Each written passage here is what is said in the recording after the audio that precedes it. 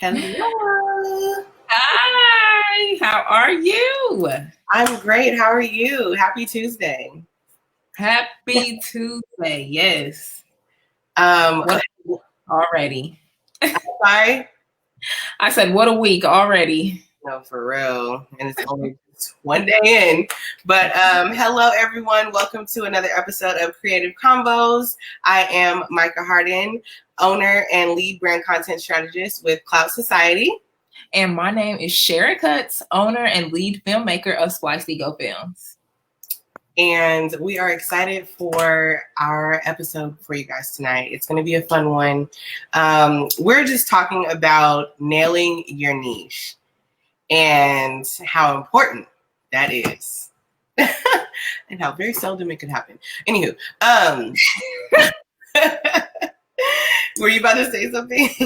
Yeah, I was, because I think this is the $1 million question for a lot of people, especially starting out as an entrepreneur. It's like, how do you nail your niche? And I think through this trying year, we finally figured it out. Yeah, definitely. I think it's something that you can't just figure it out like how you can figure out what you want to sell, you know? Yeah. Like, oh, I want to sell hats. It's like not that simple. You have to go through some ups and downs, some trials and some tribulations to see who your ideal target audience member is, or client avatar, if you will. Exactly. So when you first started your business, were you sold to your target audience, or like how did you figure out who your target audience was when you first started? I didn't even know, because I started out with dance clothes, so I just knew that my clothing line was supposed to be for hip hop dancers. I didn't know who, because that was at the time the drop crotch pants were really popular. So did you say drop crotch? Yeah, the drop crotch pants. Are those considered hammer pants? Yeah, but you remember them, don't you? I have never heard the reference drop crotch pants. No. Well, you are from Cali, so what were you guys calling them at the time? Hammer pants. Oh. Yes, hammer pants. Well, yeah, I called them drop crotch. They probably were hammer, whatever. But no, I never laid out who my client avatar was or anything. And I've read several times now, doing this for several years, that if you are talking to everyone, you are talking to nobody. Woo. Wow, that's actually, I'm sorry, it was that for me. Because I feel like that's exactly what I was doing when I first started. I was trying to talk to and please everybody. So it was like anybody that had any marketing concerns, anyone that had any social media concerns, like I was just like, oh, I can help you. And now I'm just like, oh no, I can't help you, but I can help you. I can help you. Like, I'm very selective on who I take on as a client, because I'm not for everybody. Exactly. We have to protect our time. And if you're just tuning in, make sure you guys share this episode right now, or just share it on your timeline with your friends so that they can tune in if they need help nailing their niche. Exactly. Please do that. Share is caring. But yes, so what was I going to say? Oh, that I talked to everybody as my niche. I had to figure it out. Do you think that over time your niche will change, or do you think once you figure out what it is, like that's just that it is what it is for the rest of your business? That's a good question. So it could change, but for now, I think getting to this point, I want to see how things go. And, I just had to adjust as I went through project to project. And, I just had this epiphany after doing some comparisons with the type of clients that I was working with, what I liked and, what I didn't like and what was seamless. And so I think that's part of it, nailing your niche, is looking at who your past clients are. If you don't have a good idea at first, go back and analyze every single client that you have had. And I think that will also help you figure out who it is that you want to work.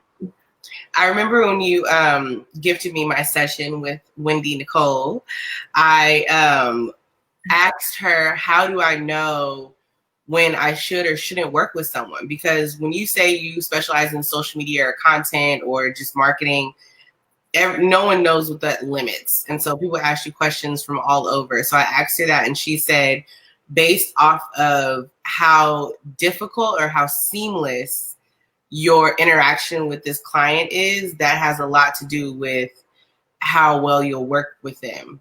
So really, yes. So I think when nailing your niche, if you are coming across a client that is very, very difficult to get on the same page with, or it messes up the flow of your process for how you conduct business, that may be a telltale sign that this might not be somebody that falls in line with you. I like that. Telltale signs. And that goes back kind of to what we were saying last week, as far as, who you want to work with in entrepreneurship, and you set your own rules. So if you see those red flags early on, you have to turn around and run the other direction. You are not at Six Flags. Do not keep calling thinking there's a prize at the end. Those red flags are red for a reason. Mm-hmm. Head up out. Yeah, 9 times out of 10, if you go ahead and work with that client who is not your niche, you might run into a few problems.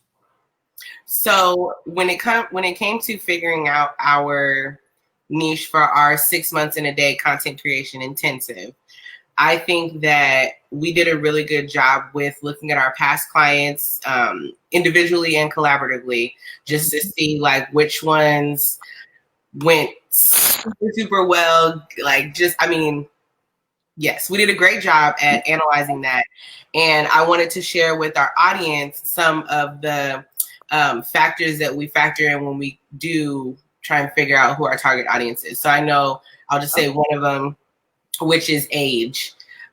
So right now with this program, we're noticing that business owners between the ages of like 35 to 55 is a sweet spot for us. Mm-hmm. Younger business owners, they know it. They know what's going on, and they may not have the funds to make an investment like this, or, they may not have an allocated budget to marketing because they're just starting out or whatever. So I think age is a really, really important factor when figuring out your target audience or your niche. Absolutely.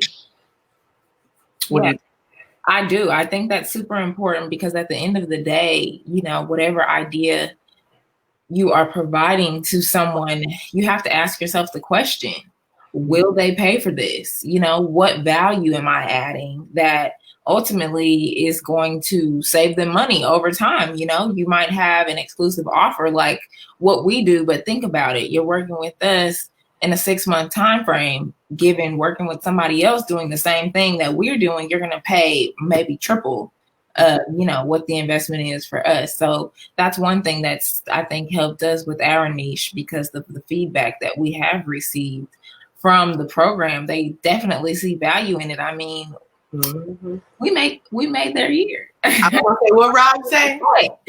He said that we made his year, and he loves us. Like, if you can make somebody's year in 2020, that means you doing something, okay? Because everybody had a wow year. Yeah. So, yes. I think another factor that comes into play is how long your client has been either in business or doing what they're seeking your help for. You know what I mean? So for me, how long has an influencer been in the influencer marketing world? How long has this business been active as far as like products and services and stuff like that? So I think the longevity of the business prior to us signing on with them is very, very important just for what we're offering. So I think other people. And we found out there was a strong correlation. A lot of the people that we're working with have been in the game, for at least 10 years, but they don't necessarily have that polished new millennium punch for their social media. Polished millennium punch, no, for real though. Yes, I agree. Any other tips about what to look out for when looking for your target audience, client avatar, or your niche? Are those all three the same?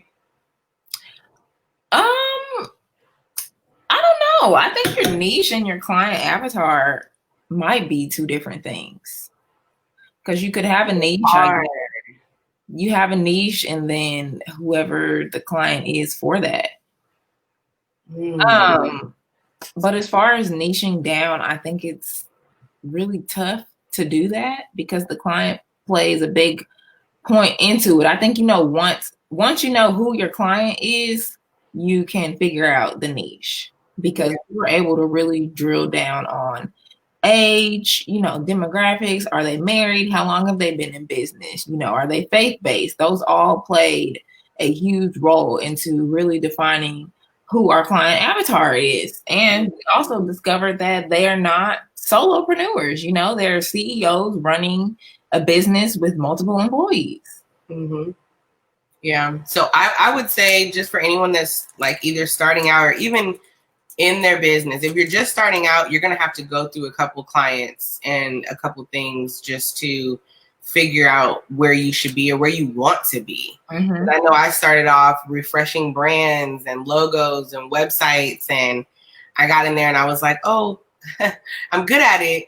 But that doesn't mean just because I'm good at it, I need to monetize it, or that needs to be my main focus. I need to do what I'm good at and what I like to do, which is content creation and content strategies and stuff like that. So go ahead. And most of the time, you guys don't have to do everything. A niche should be your top one thing. You might be good at multiple things, but niche down on one specific thing and work on perfecting that.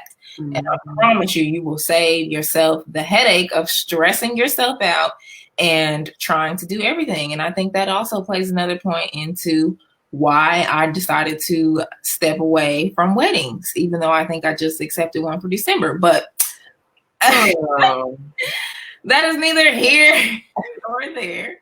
Relapsing already. She just had a wedding retirement party shindig, talking about this is my last wedding, and now you got one more on the books. It's okay. It's okay. Well, I think she reached out to me back in May. So this was before I decided on my retirement. And she sent me a message again yesterday. So I'm like, well, maybe this can just be my last one. So I don't go into 2021 with any more weddings. No longer.